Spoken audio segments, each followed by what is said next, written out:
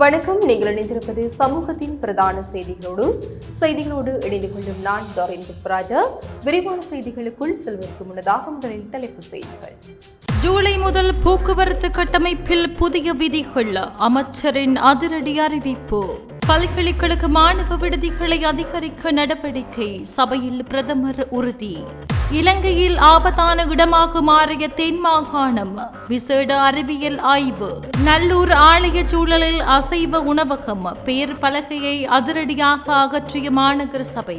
மகாவில நிலங்களில் சமல் ராஜபக்ச செய்த மோசடி, சபையில் அம்பலமான தகவல். நாடாளுமன்ற ஊழியர்களின் மாதாந்த உணவு கட்டணம் 3 மடங்கு அதிகரிப்பு. பல பகுதிகளில் நாளை 10 மணி நேர நீர்வெட்டு. அரசு வாகனங்களுக்கு டிஜிட்டல் அட்டை முறைமையில் எரிபொருள் விநியோகம். முத்துநகர் பகுதியில் பரபரப்பு, குவிக்கப்பட்டுள்ள அதிரடிப்படை. நெக்ஸ்ட் தொழிற்சாலை ஊழியர்களுக்கு இழப்பீடு, பிரதியமைச்சர் நடவடிக்கை. குடியிருப்பு பகுதிக்குள் புகுந்த முதலையால் பதற்றம், மூதூரில் சம்பவம். கிரீஸில் சக்தி வாய்ந்த நிலநடுக்கம், விடுக்கப்பட்ட சுனாமி எச்சரிக்கை.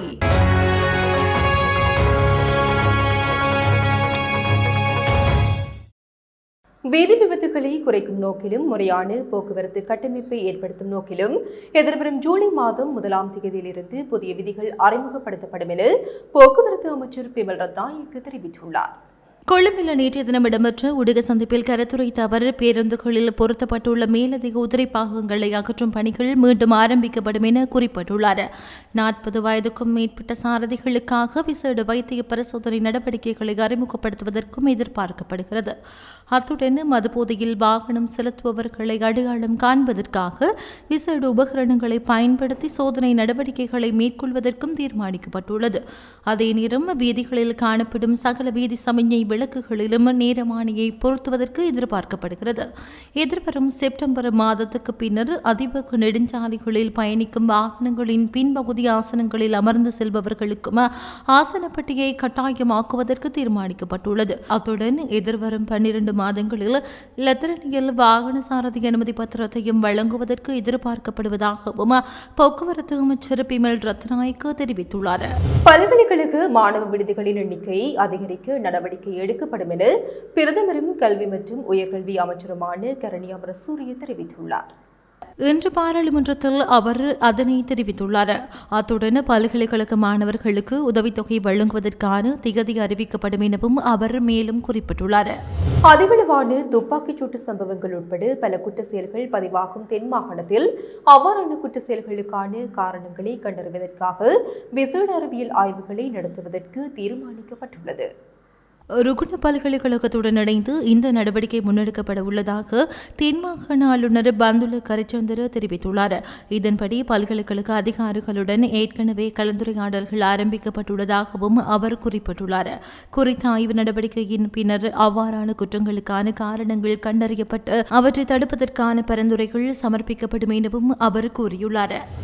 யாழ்ப்பாணத்தில் நல்லூர் ஆலய சூழலில் மாநகர சபையின் அனுமதியின்றி திறக்கப்பட்டுள்ள அசைவ உணவகத்தின் பெயர் பலகை மாநகர சபையினரால் அகற்றப்பட்டுள்ளது.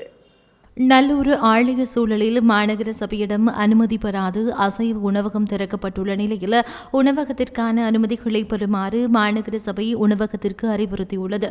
இந்த நிலையில் அனுமதியின்றி உணவகத்திற்கு முன்பாக வீதியோரமாக வைக்கப்பட்டிருந்த நிறுவனத்தின் பெயர் பலகை மாநகர சபையினரால் இன்று வியாழக்கிழமை அகற்றப்பட்டுள்ளது. அதேவேளை குறித்த உணவகத்தில் சில சுகாதார குறைபாடுகள் காணப்பட்டமை தொடர்பில் மாநகர சபை பொது சுகாதார பரிசோதகரினால் யாழ் நீதிமன்றத்தில் வழக்கு தொடரப்பட்டுள்ளமையும் குறிப்பிடத்தக்கது. அதேவேளை நல்லூர் ஆலய சூழலில் புனித தன்மையை பேணும் வகையில் குறித்த உணவகத்தினை அகற்றக் கோரி கடந்த செவ்வாய்க்கிழமை கண்டன போராட்டம் முன்னெடுக்கப்பட்டதுடன் நேற்றைய தினம் புதன்கிழமை மகஜர் ஒன்றும் கையளிக்கப்பட்டுள்ளது. முன்னாள் அமைச்சர் சமல் ராஜபக்ஷ அரசியல் நண்பர்களுக்கு எந்தவித அடிப்படையும் இல்லாமல் ஏக்கர் கணக்கில் மகாவலி நிலங்களை வழங்கியதாக ஐக்கிய மக்கள் சக்தியின் நாடாளுமன்ற உறுப்பினர் கேஷா விதானிகே குற்றம் சாட்டினார். இன்று நாடாளுமன்றத்தில் உரையாற்றும் போதே அவர் மேற்கண்டவாறு குறிப்பிட்டார். இதன்போது எம்பிலிப்பிட்டியில் உள்ள வளவை வளையத்தில் உள்ள மகாவேல நிலங்கள் எந்தவொரு சாத்தியக்கூறு ஆய்வுகளும் மேற்கொள்ளப்படாமல் பல்வேறு நபர்களுக்கு வழங்கப்பட்டதாக அவர் தெரிவித்தார். வெள்ளவே வலயத்தில் மகாவேல நிலங்களை வழங்கும் செயல்முறையை மறுபரிசீலனை செய்து எந்தவொரு உற்பத்தி பயன்பாட்டிற்கும் பயன்படுத்தப்படாத நிலங்களை கையகப்படுத்துமாறு ஹேஷா விதானகே அரசாங்கத்தை வலியுறுத்தினார். மேலும் இந்த நிலங்கள் உண்மையில் பயிர் செய்யும் அல்லது சாத்தியமான திட்டங்களை தொடங்க நம்பும் மக்களுக்கு வழங்கப்பட வேண்டும் என அவர் கூறினார். அதேவேளை சில நிலங்கள் குறித்து விசாரணைகள் தொடங்கப்பட்டுள்ளதாகவும் குறிப்பிட்ட நிலங்கள் குறித்து புகார்கள் வந்தால் விசாரணைகள் தொடங்கப்படலாம் எனவும் காணி மற்றும் நீர்ப்பாசனத்துறை துணை அமைச்சர் சுசில் ரணசிங்க இதன்போது குறிப்பிட்டார். நாடாளுமன்ற சாதாரண ஊழியர்களின் மாதாந்த உணவு கட்டணத்தை 3 மடங்கு அதிகரிக்க நாடாளுமன்ற சபைக்குழு தீர்மானித்துள்ளது. அதன்படி பாராளுமன்ற ஊழியர்களின் மாதாந்த உணவு கட்டணம் முந்தைய விலையில் 1000 ரூபாவாக இருந்தது. புதிய திருத்தத்தின்படி சாதாரண ஊழியர்களின் மாதாந்த உணவு கட்டணம் 3600 ரூபாவாக அதிகரிக்கும். பாராளுமன்ற நிர்வாக அதிகாரிகளின் உணவு கட்டணத்தை 1500 ரூபாவிலிருந்து 4000 ரூபாவாக உயர்த்தவும் தீர்மானிக்கப்பட்டுள்ளது. ஊழியர்கள் சமர்ப்பித்த முன்மொழிவை தொடர்ந்து மாதாந்த உணவு கட்டணம் அதிகரிக்கப்பட்டதாக பாராளுமன்ற அதிகாரிகள் தெரிவிக்கின்றனர். பாராளுமன்ற ஊழியர்களின் மாதாந்த உணவு கட்டணம் 3 ஆண்டுகளுக்கு ஒரு முறை மதிப்பாய்வு செய்யப்படுகிறது. இதற்கிடையில் பாராளுமன்ற உறுப்பினர்களின் தினசரி உணவு கட்டணம் அண்மையில் 2000 ரூபாவாக உயர்த்தப்பட்டது. ஹம்பகம் மாவட்டத்தின் பல பகுதிகளில் நாளை 10 மணித்தியாலங்களுக்கு நீர்வெட்டு அமல்படுத்தப்படும் என தேசிய நீர்வளங்கள் மற்றும் வடிகால் அமைப்பு சபை அறிவித்துள்ளது. காலை 8:30 மணி முதல் 10 மணித்தியாலங்களுக்கு நீர்வெட்டு அமுல்படுத்தப்பட உள்ளது. அதன்படி பேலியகொட, வத்தளை, ஜாகில, கட்டுநாயக்க, சேதுவ நகர சபைக்குட்பட்ட பகுதிகளில் களனி, பியக்கம, மகர, தொம்பே, கட்டான, மிடுவாங்கொட பிரதேச சபை மற்றும் கம்பக பிரதேச சபைக்குட்பட்ட பகுதிகளில் இந்த நீர்வெட்டு அமுல்படுத்தப்பட உள்ளதாக தெரிவிக்கப்படுகிறது. அரசு நிறுவனங்களின் வாகனங்களுக்கான எரிபொருள் விநியோகத்திற்காக டிஜிட்டல் அட்டை முறைமையை அறிமுகப்படுத்துவதற்கு இலங்கை பெட்ரோலிய கூட்டுத்தாபனம் நடவடிக்கை எடுத்துள்ளது. எரிபொருள் விநியோகத்தில் காணப்படும் முறைகேடுகளை தவிர்ப்பது மற்றும் செயற்திறனை அதிகரிப்பதே இந்த திட்டத்தின் நோக்கமாகும். அரசாங்கத்தின் டிஜிட்டல் மயமாக்கல் கொள்கையின் கீழ் இந்த முறைமை அறிமுகப்படுத்தப்பட உள்ளது. இதுவரை அரசு நிறுவனங்களின் வாகனங்களுக்கு எரிபொருள் வழங்கும் போது கூப்பன் முறைமையே காணப்பட்டதாக பெட்ரோலிய கூட்டுத்தாபனத்தின் முகாமைத்துவ பணிப்பாளர் டாக்டர் மயூர நித்திகுமார் தெரிவித்தார். குறித்த கூப்பனுக்கு பதிலாக தற்போது டிஜிட்டல் அட்டை முறைமையை அறிமுகப்படுத்துவதற்கு நடவடிக்கை எடுத்துள்ளதாக அவர் குறிப்பிட்டுள்ளார். மேலும் இந்த டிஜிட்டல் அட்டை மூலம் அனைத்து எரிபொருள் விநியோக நிலையங்களிலும் எரிபொருளை பெற்றுக்கொள்ள முடியும் எனவும் கூட்டுத்தாபனத்தின் முகாமைத்துவ பணிப்பாளர் தெரிவித்துள்ளார். திருகோணமலை பட்டினமும் சூழலும் பிரதேச செயலக பிரிவில் உள்ள முத்துநகர் பகுதியில் துறைமுக அதிகார சபையினர் உள்நுழைந்ததால் பரபரப்பு ஏற்பட்டுள்ளது. குறித்த பகுதியில் இன்று காலை மக்கள் காணிகளை கையகப்படுத்த முனைவது தொடர்பில் சர்ச்சை எழுந்துள்ளதாக தெரிய வருகிறது. இந்த நிலையில் குறித்த பகுதியில் காவல்துறையினர் விசேட அதிரடிப்படையினர் குவிக்கப்பட்டுள்ளனர். தொழில் சட்டத்திற்கு அமைய தமது நிறுவனத்தை மூடுவது தொடர்பில் நெக்ஸ்ட் நிறுவனம் அமைச்சுக்கோ தொழில் திணைக்களத்திற்கோ எந்தவொரு முன்னறிவித்தலும் வழங்கவில்லை என தொழில் பிரதி அமைச்சர் மஹிந்த ஜெயசிங்க தெரிவித்தார். நேற்றைய தினம் பாராளுமன்றத்தில் உரையாற்றும் போதே இதனை குறிப்பிட்டார். கட்டுநாயக்க நெக்ஸ்ட் தொழிற்சாலை விவகாரம் தொடர்பில் அரசாங்கம் கவனம் செலுத்தியுள்ளது. சம்பந்தப்பட்ட அதிகாரிகளை சந்தித்து கலந்துரையாடியுள்ளோம். இந்த நிறுவனத்தின் 4 பிரிவுகளில் 2825 ஊழியர்கள் தற்போது பணியாற்றி வருகிறார்கள். இவர்களில் 1416 பேருக்கு தொழில் இல்லாமல் போகும் என சுட்டிக்காட்டப்பட்டுள்ளது. 1992ஆம் ஆண்டிலிருந்து நீண்ட காலம் இந்த நிறுவனத்தில் பணியாற்றி வரும் பணியாளர்களை சந்தித்து கலந்துரையாடியுள்ளோம். இந்த நிலையில் இந்த நிறுவனத்தை மூடுவதாக கடந்த 19ஆம் தேதி அறிவித்தல் விடுக்கப்பட்டுள்ளது.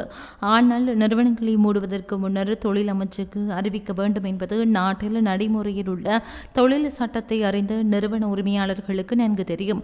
ஆனால் அவர்கள் முன்னறிவித்தல் வழங்கவில்லை. தற்போது வரையில் இழப்பீட்டு சூத்திரம் ஒன்றை வழங்கியுள்ளார்கள். அது தொடர்பில் தொடர்ச்சியான பேச்சுவார்த்தை நடத்தி தீர்வை பெற்றுக் கொடுக்க எதிர்பார்க்கின்றோம் என்றார். உயர்நீதிமன்ற நீதிபதி ஒருவருக்கு ஆபாசமான குறுஞ்செய்திகளை அனுப்பியதாக குற்றம் சாட்டப்பட்டு சட்டத்தரணி ஒருவர் கைது செய்யப்பட்டுள்ளார். குற்றப்புலனாய்வுத்துறை அதிகாரிகள் சிலாபம் பகுதியில் குறித்த சட்டத்தரணியை கைது செய்துள்ளதாக போலீஸ் ஊடக பேச்சாளர் SSP புத்திகமணதுங்க தெரிவித்துள்ளார். கடந்த 2022ஆம் ஆண்டு சட்டத்தரணி தனக்கு பாலியல் அச்சுறுத்தல் விடுக்கும் வகையில் மெசேஞ்சர் மூலம் குறுஞ்செய்திகளை அனுப்பியதாக குற்றம் சாட்டி உயர் நீதிமன்ற நீதிபதி முறைப்பாடு அளித்திருந்தார். அதன்படி சம்பவம் தொடர்பான உண்மைகளை போலீசார் ஆராய்ந்து சட்டமா அதிபருக்கு தகவல் அளித்துள்ளனர். இந்த நிலையில் குறித்த சட்டத்தரணியின் நடவடிக்கை பாலியல் துன்புறுத்தலாக வகைப்படுத்தப்படும் எனவும் அவருக்கு எதிராக மேலும் சட்ட நடவடிக்கை எடுக்கப்படும் எனவும் சட்டமா அதிபர் அறிவுறுத்தியுள்ளார். திருகோணமலை மூதூர் ஆலிம் நகர் கிராமத்தில் உள்ள குடியிருப்பு பகுதிக்குள் நேற்று முதலை ஒன்று புகுந்துள்ளது. இந்த முதலை சுமார் 6 அடி நீளம் கொண்டதாக காணப்பட்டது. அருகில் காடு மற்றும் குளம் காணப்படுவதனால் அங்கிருந்து இந்த முதலை வந்திருக்கலாம் என பிரதேச மக்கள் குறிப்பிடுகின்றனர். பிரதேச மக்கள் அந்த முதலையை மடக்கி பிடித்து மாலை வேளையில் அருகிலுள்ள காட்டுப்பகுதிக்குள் அனுப்பி வைத்துள்ளனர். இன்று தங்கத்தின் விலை 2000 ரூபாவால் அதிகரித்துள்ளதாக கொழும்பு செட்டியார் தெரு தங்க நகை வியாபாரிகள் சங்கத்தினர் குறிப்பிட்டுள்ளனர். அந்த வகையில் கொழும்பு செட்டியார் தெருவின் இன்றைய தங்க விலை நிலவரப்படி 24 கரட் தங்கம் பவுன் ஒன்று 2,67,000 ரூபாவாக விற்பனை செய்யப்படுகிறது. 22 கரட் தங்கம் பவுன் ஒன்று 2,45,000 ரூபாவாகவும் 18 கரட் தங்கம் பவுன் ஒன்று 2,500 ரூபாவாகவும் விற்பனை செய்யப்படுகிறது. இதன்படி 24 கரட் தங்கத்தின் 1 கிராமின் விலை 33,375 ரூபாவாகவும் 22 கரட் தங்கத்தின் 1 கிராமின் விலை 30,625 ரூபாவாகவும் விற்பனை செய்யப்படுகிறது. 13 வயது சிறுமியை பாலியல் வன்புணர்விற்கு உட்படுத்திய குற்றச்சாட்டில் கைது செய்யப்பட்ட பிக்கு ஒருவர் எதிர்வரும் 26ஆம் தேதி வரையில் விளக்கமறியலில் வைக்கப்பட்டுள்ளார். சவணக்கல பிரதேசத்தைச் சேர்ந்த பிக்குவி எம்பிளிப்பேட்டை நீதவான் நீதிமன்றத்தால் விளக்கமறியலில் வைக்கப்பட்டுள்ளார். உடல் முழுவதும் கொப்பளங்கள் ஏற்பட்டு தாங்க முடியாத அரிப்பு மற்றும் வயிறு கோளாறு காரணமாக அந்த சிறுமி தன்னுடைய தந்தையுடன் கடந்த 18ஆம் தேதியன்று விகாரைக்கு சென்று பிக்குவை சந்தித்துள்ளனர். அன்றைய தினமே தேசிக்காயை வெட்டி ஏதோ மந்திரம் செய்த பிக்கு மறுநாள் வருமாறு கூறி வரும்போது வெட்டிய தேசிக்காயையும் எடுத்து வருமாறு தேசிக்காயையும் கொடுத்து அனுப்பியுள்ளார். அதேபோல மறுநாளும் தன்னுடைய மகளை அழைத்துக் கொண்டு தந்தை விகாரைக்கு சென்றுள்ளார். இருவரையும் அமரச் சொன்ன பிக்கு தேசிக்காயை வெட்டி வழிந்தோடும் நீரில் வீசிவிட்டு வருமாறு தந்தையிடம் கூறியுள்ளார். பிக்கு கூறியதை அடுத்து தேசிக்காயை எடுத்துக்கொண்டு விகாரையில் இருந்து தந்தை வெளியே சென்றுள்ளார். அப்போது சிறுமியை தான் வசிக்கும் வீட்டுக்கு அழைத்துச் சென்ற பிக்கு அங்கு வைத்து பாலியல் வன்புணர்வுக்கு உட்படுத்தியுள்ளார். அதன் பின்னர் 42 வயதான பிக்கு கைது செய்யப்பட்டு நீதிமன்றத்தில் ஆஜர்படுத்தியதன் பின்னர் நீதிமன்ற உத்தரவின் பேரில் விளக்கமறியலில் வைக்கப்பட்டுள்ளார். வைத்திய பரிசோதனைக்காக இம்பிளிப்பேட்டை வைத்தியசாலையில் சிறுமி அனுமதிக்கப்பட்டுள்ளார். தென்கிழக்கு ஐரோப்பிய நாடான கிரீஸில் சக்தி வாய்ந்த நிலநடுக்கம் ஏற்பட்டதால் சுனாமி எச்சரிக்கை விடுக்கப்பட்டுள்ளது. கிரீஸ் நாட்டின் கிரீட் கடலோர பகுதியில் ஏற்பட்ட நிலநடுக்கம் ரிக்டர் அளவில் 6 ஆக பதிவாகியுள்ளதாக வெளிநாட்டு ஊடகங்கள் செய்தி வெளியிட்டுள்ளன. பிரபல சுற்றுலா தலமான ஜோலண்டாவிலிருந்து 58 கிலோமீட்டர் தொலைவிலும் 77 கிலோமீட்டர் ஆழத்திலும் இந்த நிலநடுக்கம் ஏற்பட்டுள்ளதாக அமெரிக்க புவியியல் ஆய்வு மையம் தெரிவித்துள்ளது. இந்த நிலநடுக்கத்தினால் ஏற்பட்ட சேதங்கள் குறித்து எந்த தகவல்களும் வெளியாகவில்லை. இத்துடன் சமூகத்தின் பிரதான செய்திகள் நிறைவு பெறுகின்றன. தொடர்ந்தும் சமூகத்தோடு இணைந்திருங்கள். இது போன்ற செய்திகளை தெரிந்து கொள்ள சமூகம் நியூஸ் சேனலை சப்ஸ்கிரைப் செய்து அருகில் உள்ள பெல் பட்டனை கிளிக் செய்யுங்கள். மேலும் இது போன்ற செய்திகளை உடனுக்குடன் தெரிந்து கொள்ள சமூகமீடியா.com என்ற இணையதளத்தின் வாயிலாகவும் எங்களுடன் இணைந்திருங்கள்.